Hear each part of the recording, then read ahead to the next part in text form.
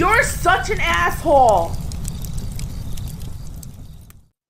Hello, children.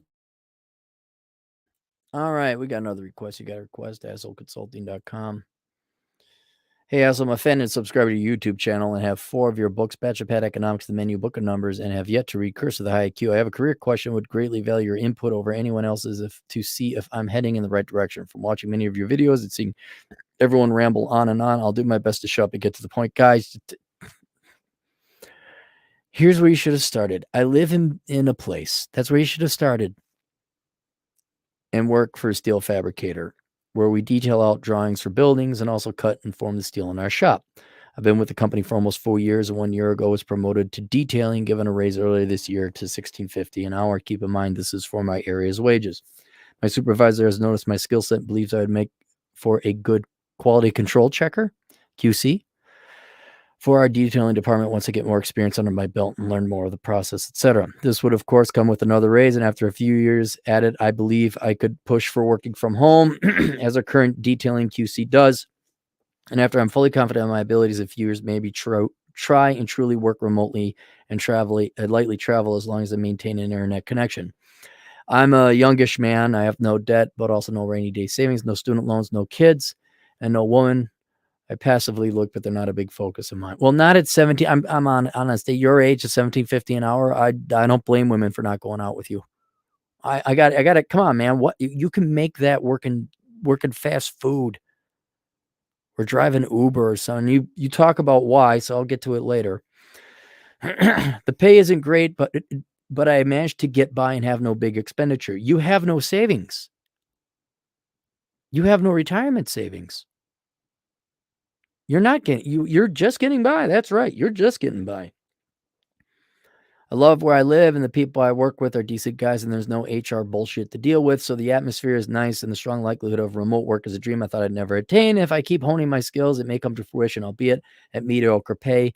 God, I hope at least $20 an hour. Dude, I was being paid more than $20 an hour working security. Now, admittedly, it was armed. Okay, years experience, but stand over here and don't shoot anyone. Got it. Okay. Oh, and don't get shot yourself. Well, first priority. My question is, do you believe it's worth sticking around in a relaxed work environment with a strong possibility of remote work, but at a lower pay? I'm learning as much as I can to jump ship if I can find a better paying job in the area and no promise of remote work, but at the age of 40. I don't like relying on hope for better career opportunities, especially approaching middle age, but maybe I'm overlooking something. I've read this email a few times. I think I've included everything relevant. If not, I'll happily answer. All right, well, I'll answer kind of your philosophical question.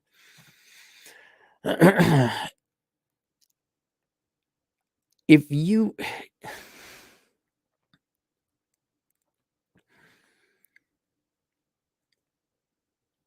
do you believe it's worth sticking around in a relaxed work environment with a strong possibility of remote work, but at lower pay?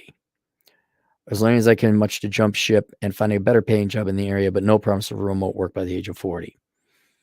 If that is the choice, I would work in the relaxed environment where there's a high shot of remote work, but slightly lower pay. Because working remotely, double your salary. If you got a good boss, add 30% to your salary. That's how good it is to have a good boss. You got good coworkers, add another 20%. You work remote, double it on top of all that. So I think sticking around for remote work is absolutely worth it. And you also, in your particular case, mentioned you know HR, you like working there, and they're good people, and they're identifying you and they're promoting you. So I would, in your particular case, I would stay.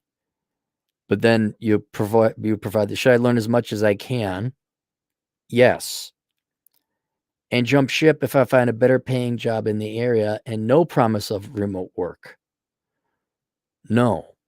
And what I'm trying to point out here, and this is probably one of the reasons you only make $17.50 an hour.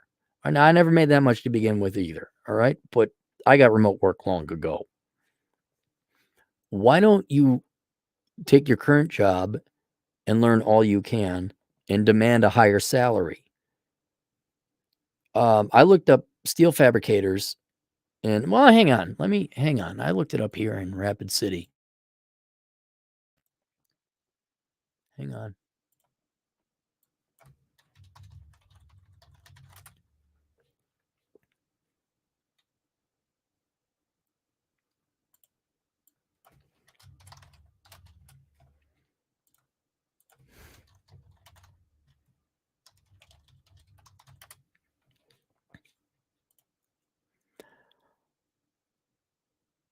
Okay,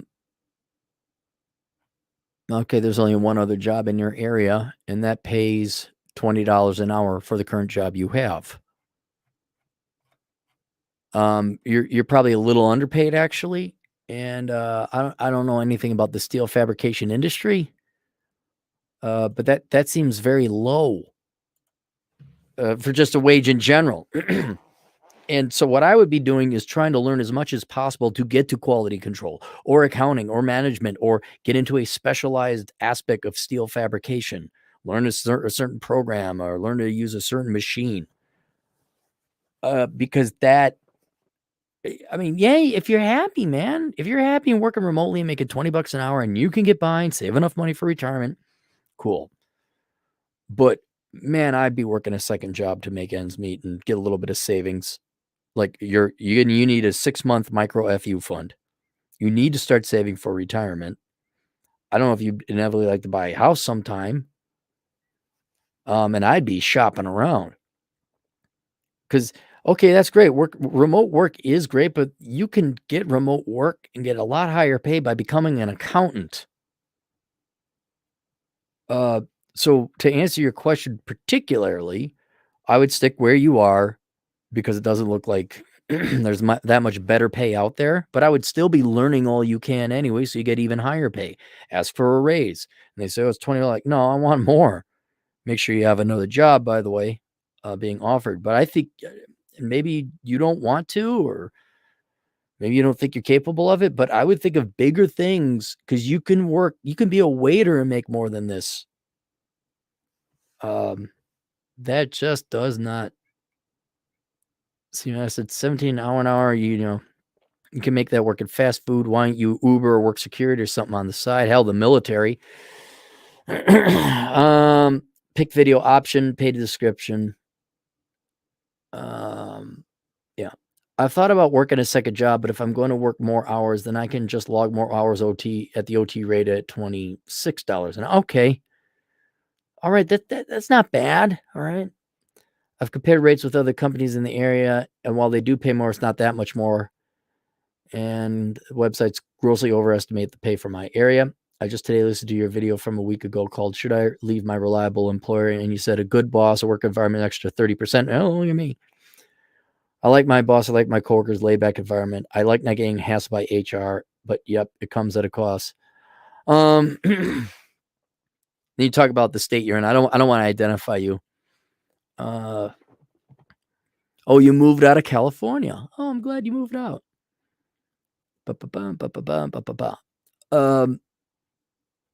Yeah, I guess work overtime then. I mean, if you're happy, good, man. You got a job. You like your job. That's rare. I should put some value on that. I just would think maybe make a little bit more or Uber on something. And then at least while you're at this company, is there a path to a higher paying, higher skilled job you could do? Like, what about welding? I mean, is it, or is it just steel fabrication? We just got steel fabrication and then one guy with a white collar and a clipboard and he just manages and that's it. That's all you do. Are there other ways you could still work for this employer, but make more money with more training or a more difficult job? All right. That's it. See you guys later. Toodles.